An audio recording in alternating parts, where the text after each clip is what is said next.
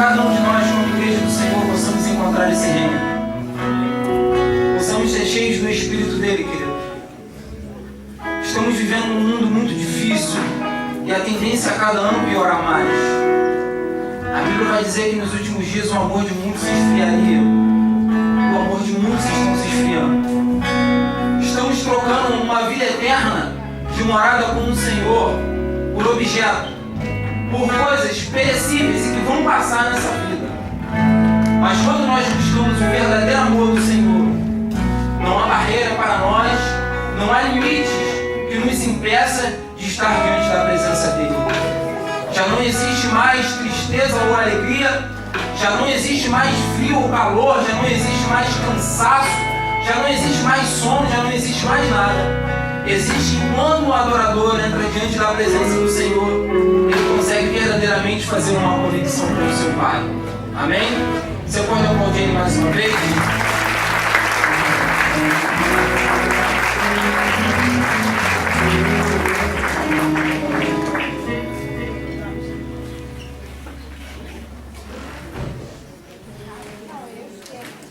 Boa noite a todos. Boa noite. A paz do Senhor a todos.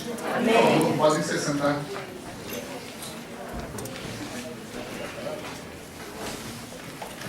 Não sei se todos viram nas redes sociais, nos grupos da igreja, o tema hoje, o versículo, a qual foi pedido, é livro de Filemão. Ele fica próximo a Tito.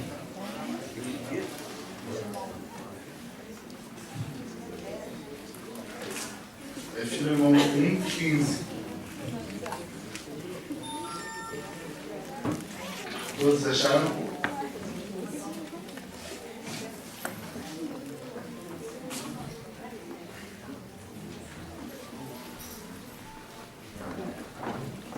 Diz assim: porque bem pode ser que ele se tenha separado de ti por algum tempo, para que o retivesses para sempre, não já como servo, antes mais do que servo, como irmão amado, particularmente de mim, e quanto a mais de ti, assim na carne como no Senhor. O nosso tema pedido é uma vida como um fator de missão. Eu gostaria de estar lendo de novo antes de começar, porque diz assim, ó: porque bem pode ser que ele se tenha separado de ti por algum tempo, para que o retivesses para sempre, não já como servo, antes mais do que servo, como irmão amado, particularmente de mim, e quanto mais de ti, assim na carne como no Senhor. Essa passagem de Filemão, ela é muito interessante, esse livro, porque ele só tem um capítulo. E todos podem olhar, por que um livro de um capítulo só? E às vezes nós não entendemos, né? Paulo escreve tantas cartas, com tantos capítulos, tantos versículos, e ele escreve um em particular. Um livro com um capítulo só, direcionado a uma pessoa. Porque nós às vezes olhamos e vemos. Filemão, quantos já pararam para ler Filemão? Poucas vezes, eu li Filemão 2 vezes só. E a gente passa pela Bíblia, roda para lá, roda para cá, e passa por Filemão. É só um capítulo. Depois eu paro e leio. Depois eu paro e vejo. Vou passar para os maiores, que são mais difíceis, eu quero estudar, eu quero conhecer. Mas Filemão é um capítulo só e muito importante. Paulo, ele trata com uma pessoa só, com Filemão.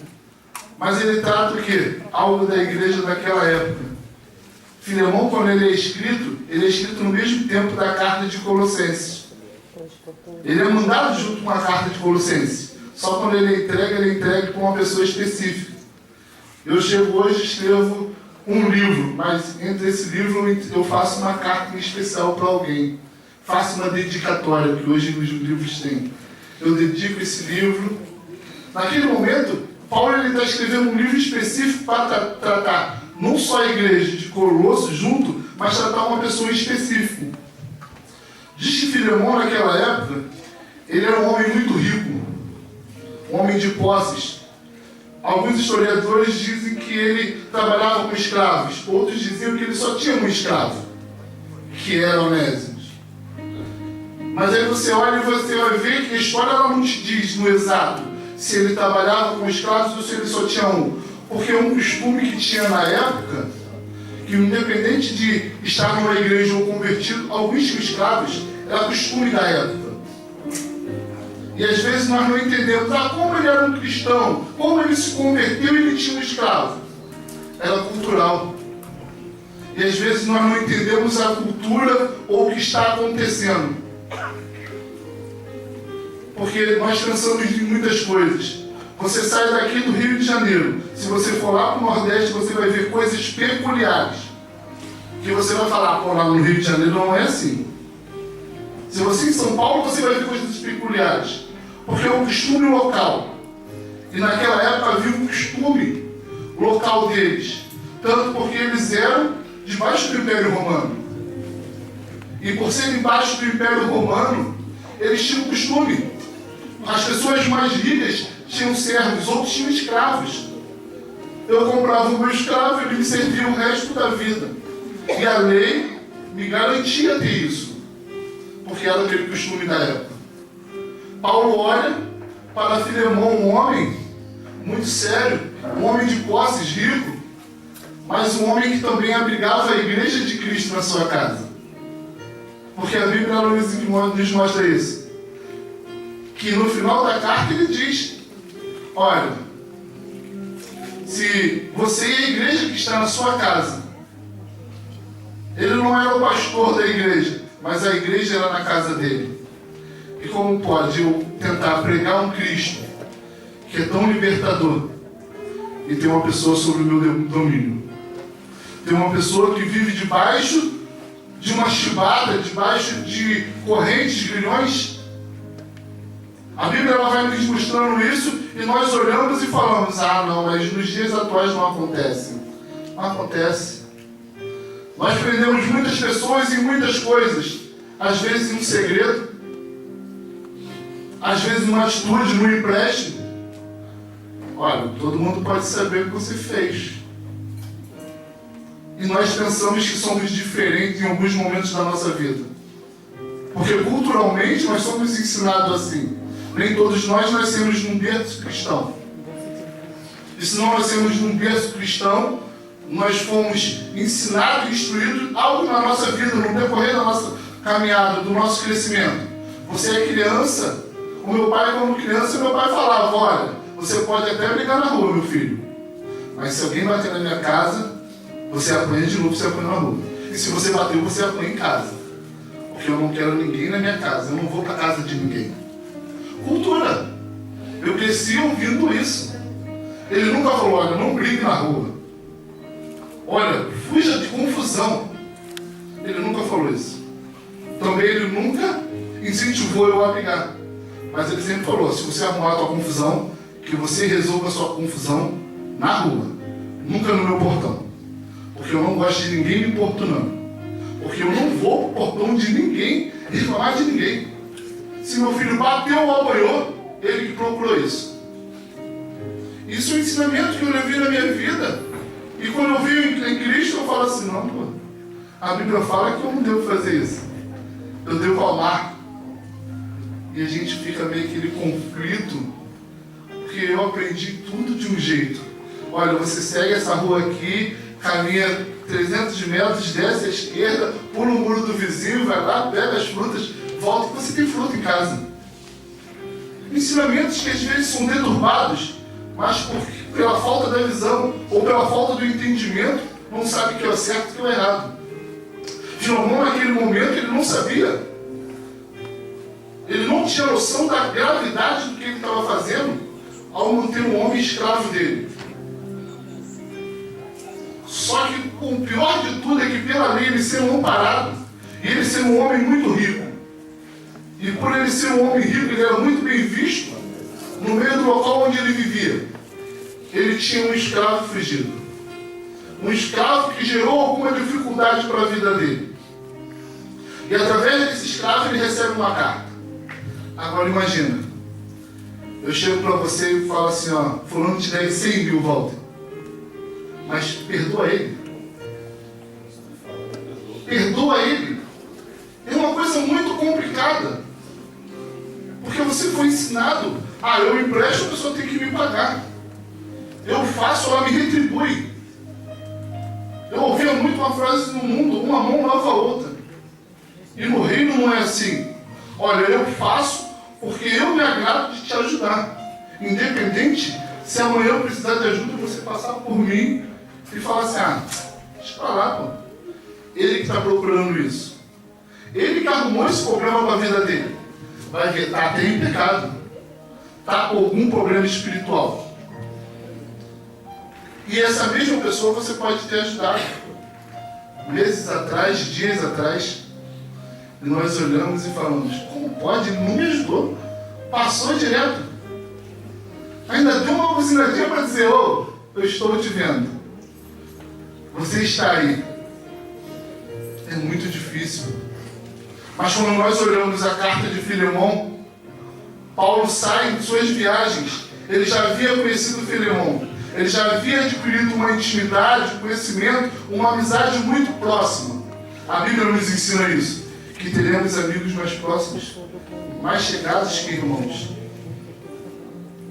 E pelo modo que ele fala na carta com Filemão, ele diz, olha, eu sou tão chegado de ti, eu posso falar assim com você.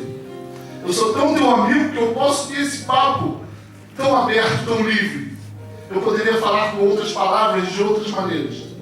Mas eu vou ser o mais sincero possível. Para que você entenda, para que você saiba que eu tenho intimidade, um elo com você, uma aliança. E Paulo vai e escreve essa carta. Mas como Paulo escreve essa carta, Paulo está preso em Roma. Um homem que ele tinha procurado algumas coisas na vida dele, seguindo alguns trajetos. Paulo está no ano 60 depois de Cristo. Ele vai para Roma, alguns falam, não vá para Roma, você vai ser preso. Paulo fala, não, eu não tenho problema com isso. Eu não tenho o mínimo problema em ser preso. Porque o que me espera lá é porque o Senhor está enviando para mim. São coisas muito maiores. E às vezes nós ficamos com medo de fazer o que Deus está mandando a gente fazer ou ir para onde temos que ir. Porque pode acontecer alguma coisa. Eu posso ficar com medo de ser preso. Eu posso ficar com medo de não voltar. Gente, não temos medo de vivenciar o melhor de Deus. Porque onde você estiver, tem alguém precisando ouvir Deus. Ouvir a palavra de Deus. Saber do amor de Cristo. Saber de Cristo. Paulo ele nos ensina em todas as suas viagens, em meio a toda a sua caminhada que, independente dele estar livre, caminhando, passando nas cidades, ou escrevendo uma carta dentro de uma prisão, ele falava de Cristo, o amor de Cristo se propagava. E nós muitas das vezes cantamos um louvor e falamos, Senhor, eis-me aqui, envia-me a mim, Senhor. Mas quando o Senhor não fala assim, vai lá, vai para o outro lado do Brasil lá para mim, por favor. Senhor, tem fulano, tem Beltrano, não é para mim essa coisa. Esse negócio não é comigo. Porque nós temos uma linha de raciocínio que nunca é conosco. Sempre é com o meu irmão que está do outro lado. Às vezes a Keila está sendo chamada, mas ela está mandando o Eliel. Vai, Eliel. O chamado que é dela. E muitas das vezes nós fazemos isso na nossa vida. O chamado é nosso. O que temos que falar é nosso. E nós olhamos e falamos, vai lá, fulano, vai. Não é para mim. Eu tenho planos. Eu tenho sonhos. E nós falamos, eis-me aqui, envia-me a mim. E muitas das vezes nós nos decepcionamos em meio à caminhada dos nossos sonhos. Vamos correndo, procuramos uma faculdade, procuramos um curso, fazemos um curso quando terminamos. Não era nada daquilo que eu queria. Eu não consegui nada na minha área. Como eu posso fazer alguma coisa? Eu batalhei, eu estudei, Deus não está vendo isso? Mas e quando você falou, Senhor, eis-me aqui? E a gente muitas das vezes Nós, muitas das vezes, fazemos os nossos próprios projetos, fazemos nossos próprios planejamentos. Paulo, ele, em meio a essa caminhada, quando ele chega e fica preso em Roma, ele fica preso domiciliarmente. Paulo, ele tinha cidadania. Ele estava preso domiciliar. Então todos que podiam procurar e visitá-lo podiam entrar. Ninguém era impedido de vê-lo. E ele pregava para muitos. E falava desse Cristo, desse amor ser igual, um diferencial. Só que em meio a todos esses homens que ele ministra, chega Onésimo, um escravo que havia fugido lá de Colosso. Mas esse escravo já ouvia falar, ou já ouvia visto esse homem falar. E ele olha para aquele homem, ele tem algo diferente, ele fala algo diferente. Ele se achega. Paulo não trata ele como um escravo. E muitas das vezes nós tratamos o nosso próximo como um escravo ou como um ninguém. Hoje, se entrasse um morador de rua, alguém fedendo, sentasse do teu lado, como nós trataríamos? Eu já vi isso numa peça, gente. Foi muito real, foi muito gritante. Eu era da rede de jovens, eu era muito mais novo, estava numa igreja lá em Marechal, aí foi feita uma peça. Aí o rapaz chegou cheio de lixo, cheio de saco de lixo, real mesmo. Ele parou na esquina onde tinha um montão de lixo, pegou os lixos, ele estava todo a caráter que ele ficou um quarteirão antes. E saiu, quarteirão fora. Parou na porta da igreja, sentou no degrau. Aí subiu mais 2 degraus, sentou de novo. Quando ele chegou em frente à porta, ele sentou. 2 obreiros foram: "Tá tudo bem com o senhor? Você quer um prato de comida? Você quer beber água, quer alguma coisa?" Ele falou: "Não, eu só queria entrar e sentar lá dentro." O obreiro falou: "Não, tudo bem, sinta-se à vontade. Pode escolher onde você quer sentar, a igreja não estava cheia." Esse rapaz, ele entrou. E ele podia ter sentado em qualquer lugar da igreja, ele foi em direção aos jovens. Ele sentou perto de um grupo de jovens, os jovens começaram a se afastar, sentado, se afastar e se afastar. Ele se levantou, foi para 2 fileiras à frente e sentou perto de um outro jovem. Esse outro jovem não queria saber se o lixo que estava com ele estava fedendo, se ele estava fedendo ou não, se a aparência era boa ou não. Esse jovem fez o que Paulo fez. Ele abraçou, ele orou por ele e falou: "Olha, no final do culto, nós temos roupa ali para lá. Se você quiser tomar um banho, tem um banheiro aqui, a gente arruma para você tomar um banho. Pode ficar à vontade. No final a gente faz um lanche, come alguma coisa lá fora." E essa é a esperança que Cristo, ele quer de cada um de nós. Quando ele morre por mim e por você, ele quer essa esperança, que não haja nenhuma barreira, nenhuma prisão que nos detenha ou que nos impeça.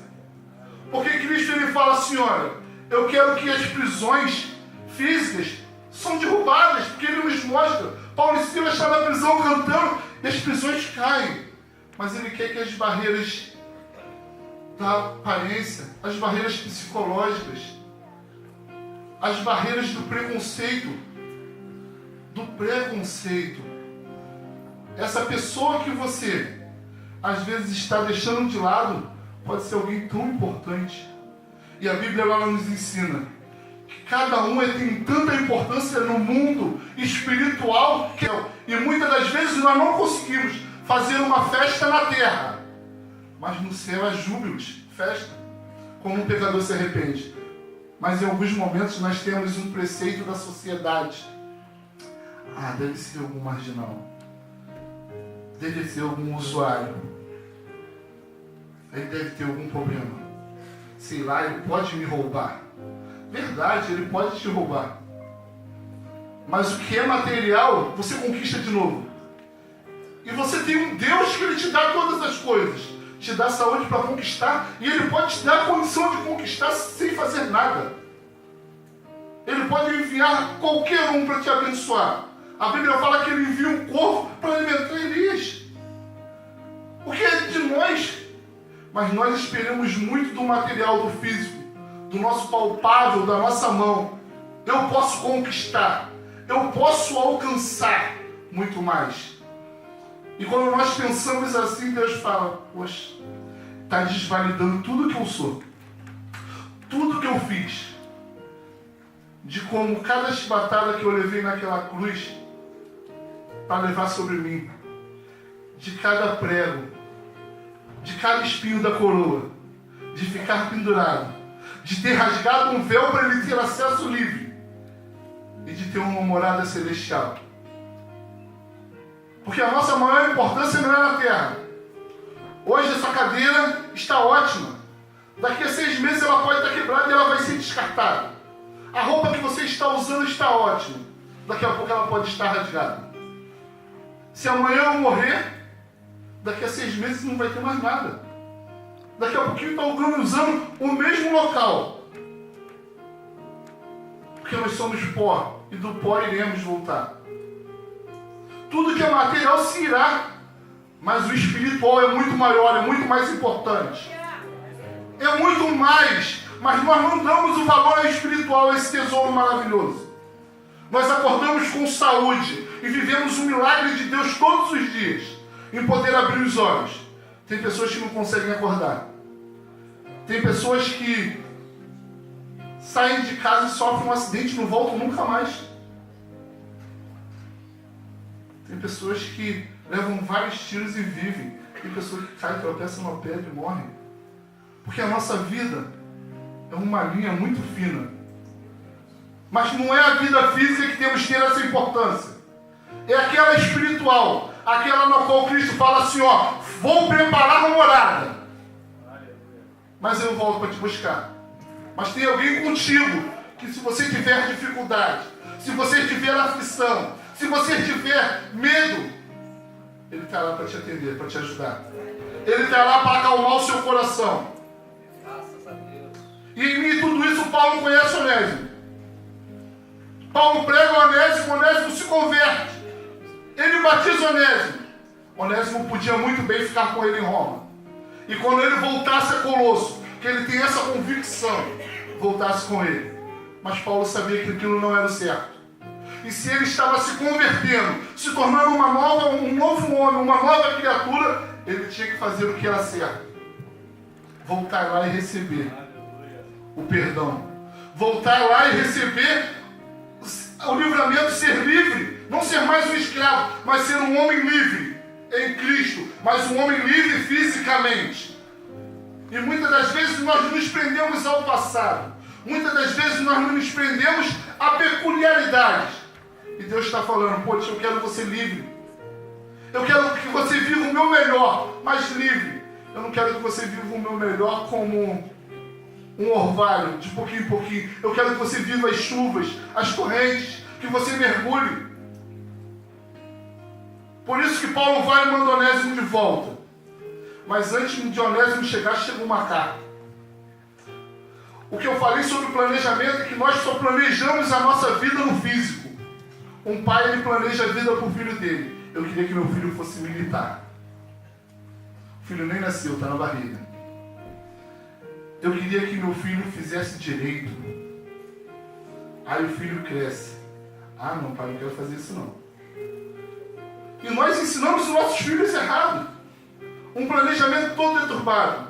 Mas quem pega o seu filho e fala, planeje os planos de Deus. Treine um planejamento de vida em Cristo.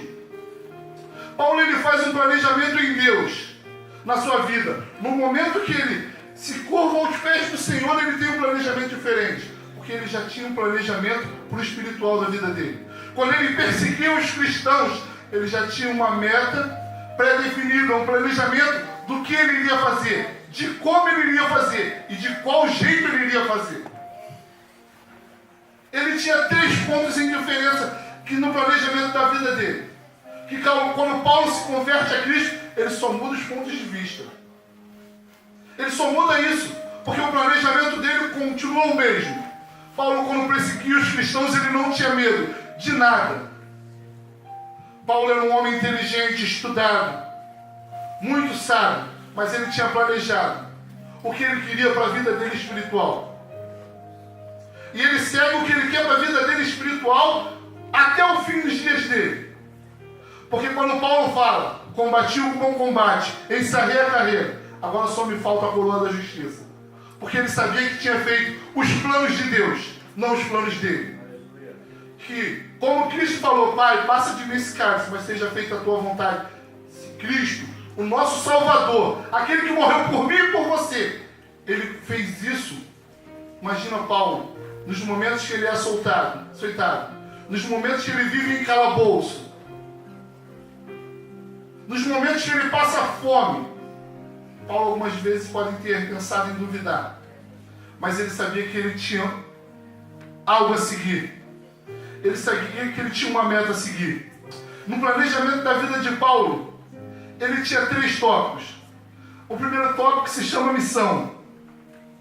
E no tópico de missão diz assim, no dicionário comum, quer dizer obrigação ou dever. E Paulo, em meio à sua obrigação ou dever, ele faz o quê? Ele prega a boa nova a todos, aos cativos, aos gentios, aos judeus, não importava a quem. Quem parasse do lado dele, onde ele estivesse, ele pregava. Não era só a missão de evangelizar, ele tinha uma missão de falar de Cristo, das boas novas de Cristo, daquele que veio para nos salvar, nos render, tirar todos os fardos e mudar a nossa história. Porque a Bíblia nos ensina sobre as boas novas. E Paulo, ele tinha essa missão na vida dele. Ele tinha um dever a cumprir com Cristo. Porque quando Cristo vai e se apresenta a ele, ele fica cego. E quando Cristo vai e retorna a visão dele, ele fala: eu sei o meu caminho agora. Eu sei qual o projeto que eu tenho que concluir na minha vida. Eu sei o que eu tenho que fazer. E muitas das vezes nós olhamos e ficamos perdidos. O que eu tenho que fazer? E algumas vezes a pessoa para do teu lado, tu almoçando. Para do teu lado na fila do banco e fala assim: eu estou com muito problema. Estou com muita dificuldade, eu quero largar a casa. Olha, eu estou passando fome há 3 dias, pago um almoço. E algumas vezes nós negligenciamos o nosso dever, a nossa obrigação em Cristo. Porque você vai falar: pô, mas eu estou duro, eu não tenho dinheiro. Pô, mas tinha lá o cara aleijado na porta chamada Formosa.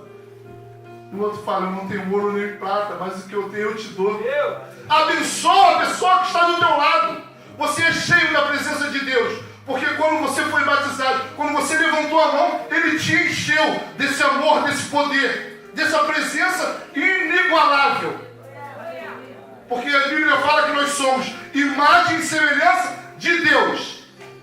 Se eu sou imagem e semelhança de Deus, eu tenho tanto de Deus quanto Deus. E nós às vezes negligenciamos o ter Deus dentro de nós.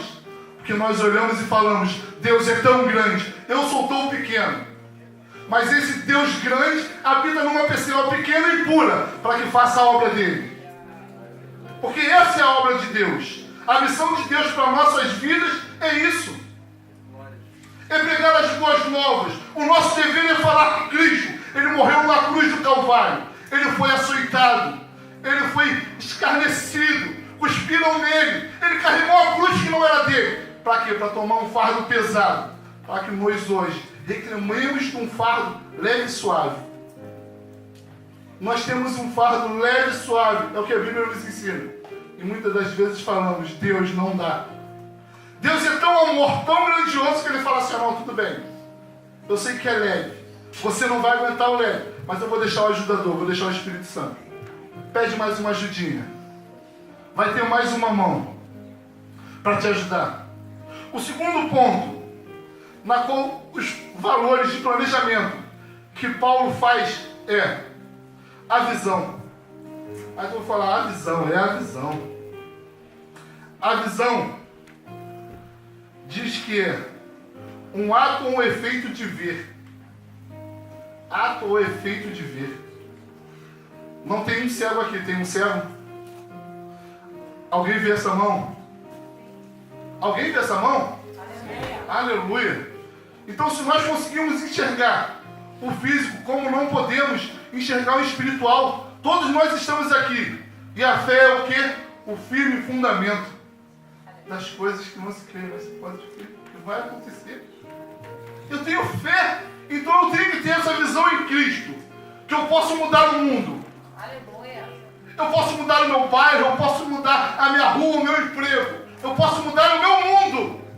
Mas depende de mim e de você. Aí eu volto na palavra negligência.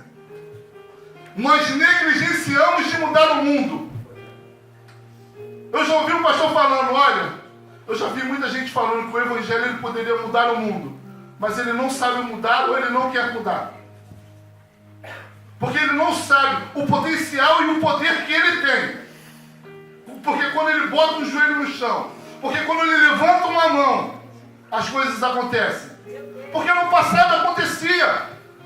Josué vai e grita e o muro cai. Paulo e Silas cantam, a prisão derruba. E nós olhamos e não conseguimos abrir a boca. Não conseguimos ter a visão que somos tão poderosos, tão gigantescos, e não conseguimos mudar.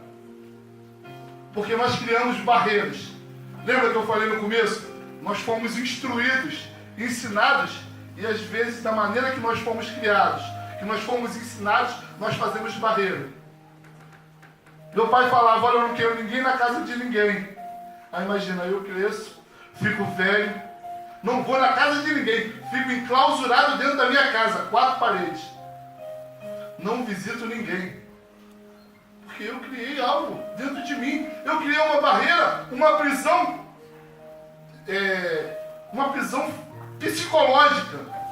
Eu criei barreiras psicológicas dentro do meu eu, que eu não consigo me relacionar com ninguém. Aí eu tenho medo, vai que eu faça algo de errado. Vai que eu fale algo de errado. Eu não sei me comportar direito. Nós podemos aprender. Somos evolutivos. Nascemos pequenos sem saber falar, sem saber comer.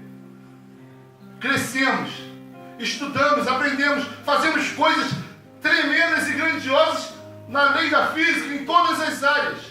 Como não conseguimos aprender a mudar um pensamento, a quebrar uma barreira, a mudar uma atitude? Todos nós conseguimos. Depende do ponto de vista na qual você está relacionando. E quando você se relaciona e aceita Cristo, você fala assim, ó, eu mudei todo o meu ponto de vista, de tudo que eu fazia, de tudo que eu via. Porque eu via de uma maneira no passado. Hoje eu vejo de outra maneira totalmente diferente. Porque você não é mais aquela velha criatura que no passado fazia coisas torpes, que no passado enganava as pessoas, que no passado fazia coisas erradas. Quando você aceitou Cristo, Cristo falou, olha, eu estou apagando com uma borracha tudo que no passado você fez. Eu estou mudando toda a tua história. Lembra aquele chute que você deu, aquela coisa errada que você fez? Não existe mais. Para mim começa do zero, é hoje. E muitas das vezes nós não conseguimos zerar o nosso passado. Mas o Senhor, que tem todo o poder e muda toda a história, Ele zerou. Para Ele não existe mais nada errado em nossa vida. E nós não conseguimos zerar. Porque Cristo ele é muito maior. E quando Ele morre naquela cruz, Ele zera tudo. E quando você aceita Jesus, foi por aquela cruz. Quando você levanta a mão, Cristo está de lá naquela cruz, olhando naquele mesmo momento, mais um. Mais um que eu posso mudar a história. Mais um que eu posso apagar a sentença. Agora depende de você ter uma nova visão, um novo ponto de vista. E o último ponto, no planejamento, que muitas das vezes nós olhamos e temos medo. Os valores da nossa sociedade. Valores embutidos por presidentes, por prefeitos, governadores, por líderes. Valores com dificuldades. Valores que falam, olha, você nasceu pobre, você não vai mudar de vida. Se você pegasse 10, 20 anos atrás, ou 30, uma pessoa para fazer faculdade tinha que ter muito dinheiro. Tinha que ter muita condição. Hoje, com a nossa força, conseguimos mudar isso. A pessoa pode não ter um centavo e ela consegue fazer uma faculdade e se formar. Porque nós conseguimos mudar valores. Mas nós ficamos muito presos nos valores. Valores físicos. Valores que se eu chegar hoje e falar para um assim, ó, pô, o Clebinho não presta. Está aqui na igreja. Gente, eu estou falando do Clebinho porque eu conheço ele há muito tempo. Clebinho não presta, está aqui na igreja, mas olha, sonso. Faz tudo de errado. Eu estou embutindo um valor errado da imagem do Clebinho. E todos que olharem o Clebinho vão falar, pô, tem algum problema. Eu não vou chegar perto desse cara. Hoje nós temos uma grande dificuldade. De vez em quando tu olha na mídia e vê um ato de racismo. Valores que foram impostos na sociedade lá quando nós fomos colonizados aqui no Brasil. Valores que nós conseguimos derrubar. Valores e conceitos físicos colocados por homens. Mas não conseguimos derrubar valores espirituais, na qual eu não consigo dar o perdão ao meu irmão. Eu amo ele lá e eu aqui. É muito fácil eu amar meu irmão lá atrás, se eu tenho um contato com ele. Ah não, ele tem muito problema. Toda vez que ele passa por mim, ele pisa no meu calo. Ame seu irmão. A Bíblia nos ensina muita coisa sobre isso. Sobre amar meu irmão. Pedro está conversando com Jesus e papo vai e papo vem. Daqui a pouco ele olha, Senhor, quantas vezes eu devo perdoar meu irmão? Porque pelo judaísmo, podia se perdoar 4 vezes. A Jesus, 7 vezes 70. Ele estava falando, você tem que perdoar o seu irmão infinitamente. Não há tempo, não há quantidade. O seu irmão pecou, perdoa ele. Pecou de novo, perdoa ele. Porque quando você erra, eu te perdoo no ato. E eu já esqueci o que você fez. Você pode errar 70 vezes num dia. Eu vou te perdoar 70 vezes. Porque o meu amor por você excede todas as coisas. Jesus ele nos ensina isso. Que o amor dele excede todo entendimento. E esse exceder todo entendimento e perdoar, nós gostamos de receber esse perdão. Gostamos muito de ser perdoados. Há uma parábola na Bíblia que fala sobre isso. Havia um servo que tinha um outro servo. E o Senhor perdoa uma dívida muito alta dele. E ele fica muito feliz. Mas ele não consegue perdoar a dívida pequena de seu servo. Quando esse Senhor descobre, ele cobra tudo com juros. Porque se eu posso ser perdoado, eu posso perdoar. E muitas das vezes não conseguimos ter esse valor, esse entendimento de poder perdoar assim como recebemos o perdão, amar assim como somos amados. Eu gosto muito de amar o meu próximo, que é cheiroso. Eu gosto muito de amar o meu próximo, que não precisa de nada de mim. Porque esse meu próximo eu vejo, oi, eu te amo, tamo junto. Pô, vai em casa, me dá um pra virar uma loja lá. Poxa, não dá, cara. Tá muito difícil. Não dá pra mim. É muito fácil amar o teu próximo cheiroso.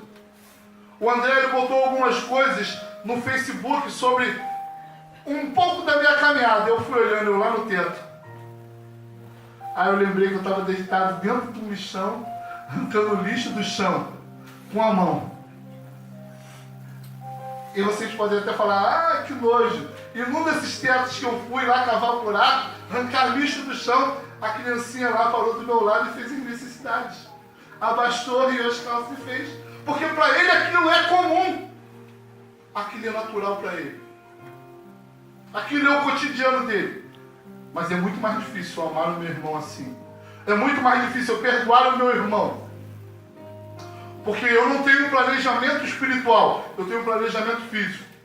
Olha, eu com meus 15, eu quero estar no 2º grau. Aos 16 eu quero fazer um pré-técnico. Aos 18 eu quero iniciar a faculdade. Aos 21 ter terminado. Aos 22 fazer uma pós. Quando eu chegar aos 30 eu estar bem sucedido. Mas é fácil. E qual o planejamento de Deus?